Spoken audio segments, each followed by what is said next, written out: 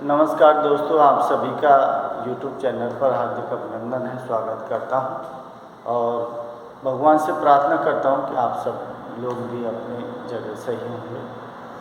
देखिए, अपना टॉपिक चल रहा था आपके सामान्य हिंदी का, और सामान्य हिंदी जिसमें व्याकरण खंड रखा गया है वो आपके फर्स्ट सेमेस्टर में होना है।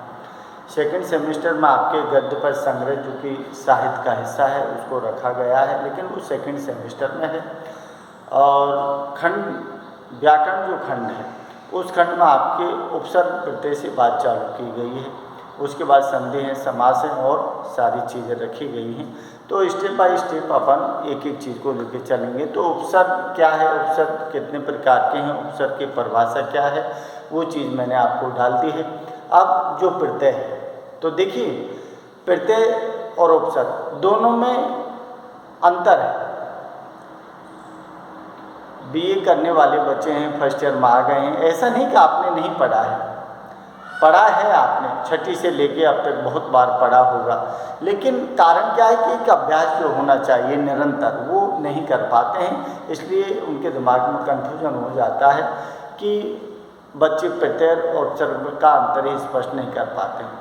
अरे सीधी बात है कि उपसर्ग जो है मोटे तौर पर किसी भी जो मूल शब्द होता है उस मूल शब्द के आगे लगता है और प्रत्यय हमेशा मूल शब्द के पीछे लगता है। तो मैंने आपको परिभाषित करके बताया था कि वे शब्दार्थ जो किसी मूल शब्द के आगे लगकर क्या करते हैं, उसके मूल रूप में परिवर्तन करते हैं, वो उपसर्ग होते हैं। और वे शब्दांश जो किसी शब्द के अंत में जुड़कर उसके मूल रूप में परिवर्तन कर देते हैं, उसका अर्थ बदल देते हैं, वो क्या कहलाते हैं, प्रत्यय कहलाते हैं। तो बस थोड़ा सा अंतर है, बस मोटे तौर का अंतर यह है कि उपसर्ग हमेशा आगे लगता है और प्रत्यय है वो पीछे लगता है। तो देखिए यहाँ जो दिया है प्रत्यय, इसका मतलब है कि मैं आपसे पूछूं कि प्रति में जो है प्रत्यय में कौन सा उपसर्ग है, तो आपको दिखाई नहीं दे रहा है, लेकिन इसमें प्रति लगा हुआ है, प्रति आय, इसका मतलब ई प्लस ए बराबर ही है जो आपके लगा हुआ है, प्रति प्लस है। इसका प्रति का मतलब होता है साथ साथ, आय का मतलब होता है चलना, जो शब्द के साथ में जुड़कर उसके साथ साथ चलता है और साथ चलकर उसके अर्थ में भी परिवर्तन कर देता है, वो प्रत्यय हैं जो शब्दांश के अंत में जुड़ते हैं। ठीक है, अब बात आती है अपने प्रकार की। तो सीधी बात है कि प्रकार क्या है कि संस्कृत के प्रत्यय हैं, आपके हिंदी के प्रत्यय हैं, और हिंदी में भी दो प्रकार के हैं, कृत प्रत्यय और तद्धित प्रत्यय हैं, और तीसरा क्या है, विदेशी प्रत्यय है। विदेशी प्रत्यय का मतलब है कि जो शब्द विदेशी भाषाओं के हैं, जो आगत शब्द हैं उनको बनाकर रखे गए हैं, जिसमें उर्दू भी है और भी जो भाषा है उनसे जो शब्द लिए हैं। तो कुछ इम्पोर्टेंट जो शब्द हैं ज़्यादातर उर्दू फारसी के ही विदेशी भाषा में रखे गए हैं। तो देखिए यहाँ संस्कृत का प्रत्यय है पहला, और जैसे तम लगा हुआ है, तम का, तो देखिए तम जो है अब आगे दिखाई नहीं देगा, उपसर्ग में आगे दिखाई दे रहा है, आपको तम आगे दिखाई नहीं देगा। इसमें क्या लिखा है, अधिकतम, ठीक है। यहाँ क्या लिखा है, महानतम, यहाँ क्या लिखा है, श्रेष्ठतम। अब जो तम शब्द है वो पीछे आ रहा है, प्रत्येक वर्ड सब जो शब्द है ना उसके अंत में आएगा प्रत्यय, तो तम लग रहा है आगे। आपको क्या आएगा, आपको दो उपसर्ग देगा, दो प्रत्यय देगा, उनसे आपसे शब्दों का निर्माण किया जाता है। इसका मतलब है कि शब्द रचना के अंतर्गत उपसर्ग प्रत्यय और संधि समास ये सारे के सारे शब्द रचना के अंतर्गत आते हैं। तो फिर तम है, तम से क्या बना है, अधिकतम है, महानतम है और श्रेष्ठतम है। यहाँ त्व लिखा है, संस्कृत का शब्द है, तो बंधुत्व, नेतृत्व, लघुत्व, इसका मतलब त्व शब्द तीनों में आ रहा है, बंधुत्व, नेतृत्व और लघुत्व। त्व शब्द लगा है अंत में, यहाँ तर लगा है, तर का मतलब है उच्चतर, उच्चतर दिया है, ये क्या दिया है, उच्चतर, और क्या दिया है, लघुत्तर। लघुत्तर लिखो, उच्चतर लिखो, क्योंकि अंत में क्या आ रहा है आपके, तर आ रहा है। यहाँ लिखा है एक। एक का मतलब है जैसे सामाजिक है, धार्मिक है, सांस्कृतिक है, आर्थिक है और क्या दिया है, मानसिक है। इसका मतलब एक प्रत्यय लगा हुआ है शब्द के अंत में, उसकी ध्वनि भी स्पष्ट दिखाई दे रही है।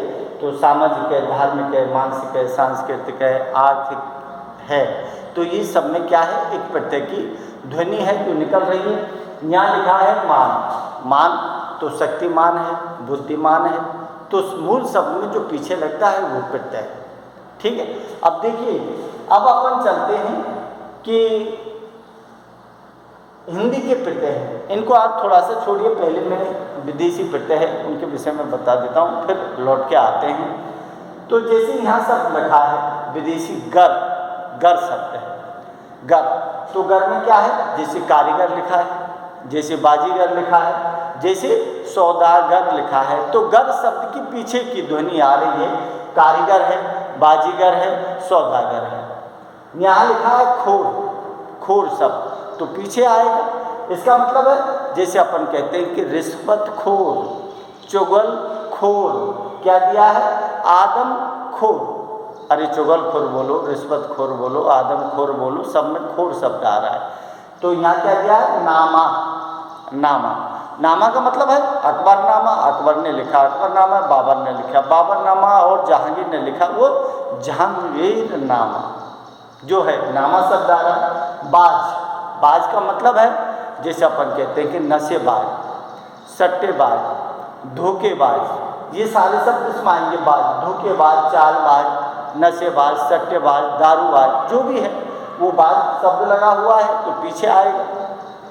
यहाँ दार लग रहा है, दार शब्द, दार का मतलब है जैसे लिखा है, जैसे अपन कहते हैं कि हवलदार, फौजदार, किराएदार, और क्या लिखा है, जमींदार, जमींदार, या कहें कि चौकीदार, बात वही है। दार शब्द की ध्वनि का उच्चारण हो रहा है, शब्द के अंत में लगे हैं। यहाँ लिखा है कार, कार, कार का मतलब है जैसे अपन कहें सलाहकार, जानकार, क्या लिखा है, लेखाकार, लेखाकार है, जानकार है, सलाहकार है, सब में पीछे कार लगा है, प्रत्यय हमेशा पीछे लगता है। यहाँ लिखा है गीर, गीर, इसका मतलब जैसे अपन कहते हैं कि राहगीर, राह, गिर, आलमगीर, जहांगीर, तो गिर शब्द की ध्वनि है जो पीछे आ रही। अब देखिए, अब अपन लौट के आते हैं हिंदी। हिंदी के जो प्रत्यय हैं, हिंदी के प्रत्यय में क्या है, दो तरीके के हैं, एक तो कृत प्रत्यय है और तद्धित प्रत्यय है। आपसे प्रकार नहीं पूछेगा, आपसे ये नहीं पूछेगा कि कितने कृत प्रत्यय हैं, कितने तद्धित प्रत्यय हैं, लेकिन भविष्य को देखते हुए आगे आप कंपटीशन करोगे तो ये सारी चीज़ें आपको डिटेल से पढ़नी पड़ेंगी। मैं शॉर्ट रूप में ही आपको बता दूँ, जिसमें क्या है, कृत प्रत्यय और तद्धित प्रत्यय। हिंदी में दो प्रकार के होते हैं। कृत प्रत्यय कौन से होते हैं, जो क्रिया के साथ अंत में जुड़ते हैं, जो क्रिया के अंत में जुड़कर उसके मूल रूप में परिवर्तन करते हैं ना, वो प्रत्यय होते हैं। और तद्धित प्रत्यय, तद्धित प्रत्यय का मतलब है जो संज्ञा है, जो सर्वनाम है, जो विशेषण है, उनके साथ अंत में लगते हैं। यही अंतर है इसमें।